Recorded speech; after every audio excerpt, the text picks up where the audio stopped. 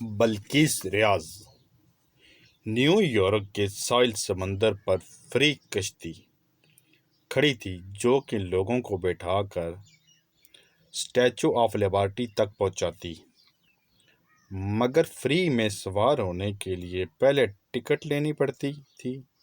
Week and ہونے کی وجہ سے لوگوں کا ہجوم تھا۔ فری کھچا کھچ بھری تھی۔ قطار میں کھڑے لوگ دوسری تیسری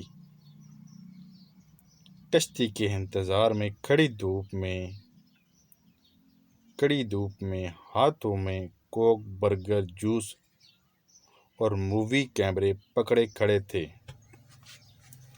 اس ہجوم میں صرف جوان اور بچے ہی نہیں تھے بلکہ بوڑھے حضرات بھی نمایاں طور پر نظر آ رہے تھے۔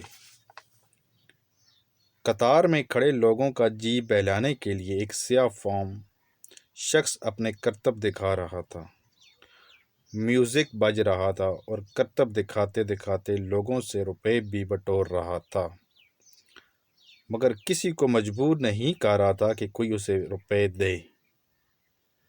ساحل سمندر پر جہاز، کشتیاں اور فری کھڑی تھی۔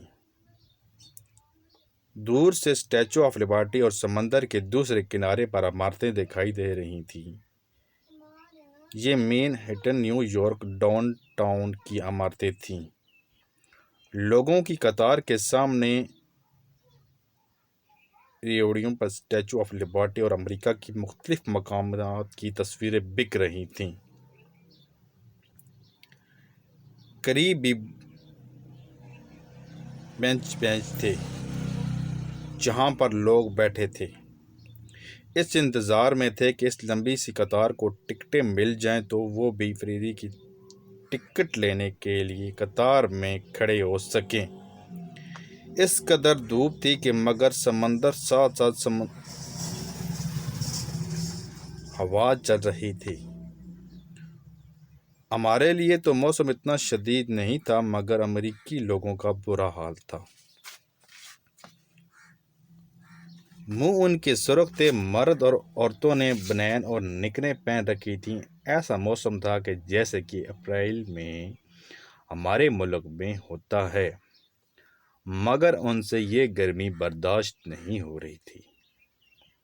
میں سوچ رہا تھا کہ اگر پاکستان جون جولائی میں کسی سیرگاہ میں دوپہر کے وقت چلے جائیں تو ان کا کیا حال ہو۔ لوگوں کے ہجوم سے ہٹ کر ایک بینچ پر بیٹھا تھا کہ میری نگاہ دوسری جانب اٹھ گئی۔ ایک بوڑھا شخص صاف ستھری پینٹ، قمیض اور ٹائی باندھے میوزک کے ساتھ ناچ رہا تھا۔ اتنا ضعیف تھا کہ وہ بمشکل اپنے پاؤں میوزک کے ساتھ اٹھاتا۔ قریب جا کر پتہ چلا کہ وہ بھکاری ہے۔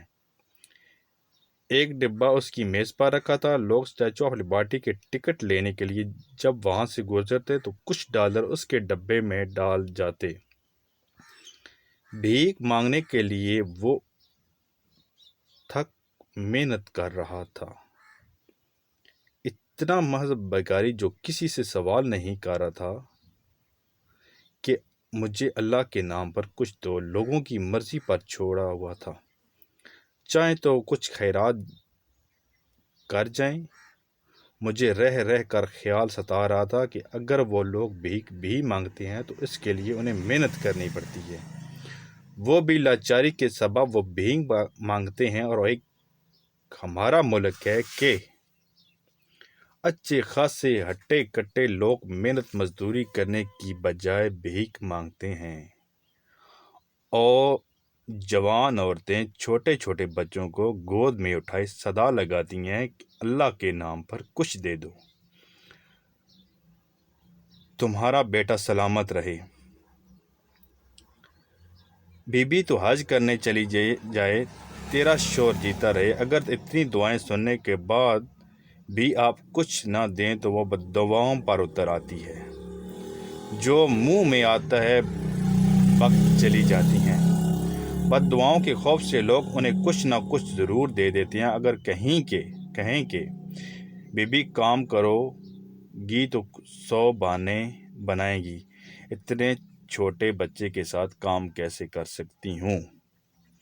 میرا شوہر اندھا ہے، اس کو کھانا کون بنا کر دے گا؟ یہ سن کر انہیں مزید کچھ کہنے سننے کی ضرورت محسوس نہیں ہوتی۔ خیر، بات ہو رہی تھی کہ ساحل سمندر پر کھڑی فیری کی اور اس پر سوار ہونے والے لوگوں کی، اور وہ نہ جانے کتنے گھنٹے سے قطار میں لگے ہوئے تھے۔ ان میں جینے کی امنگ تھی، وہ ہر لمحے کو مقید کر کے لطف انداز ہوتے ہیں۔ وہ صرف آج کا سوچتے ہیں، یہ نہیں کہ برسوں کے بعد کیا ہوگا۔ مستقبل